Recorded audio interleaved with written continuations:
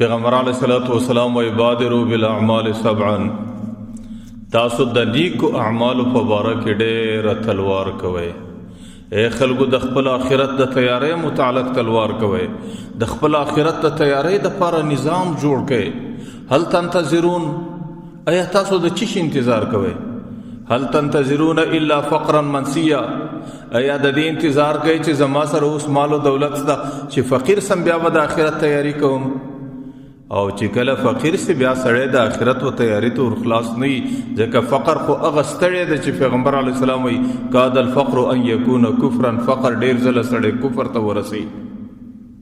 وهل تنتظرون الا غنا مطغیا، ایا اوس مسکین د غنا انتظار کوي چې زه غنی سم پیسې پیدا کم؟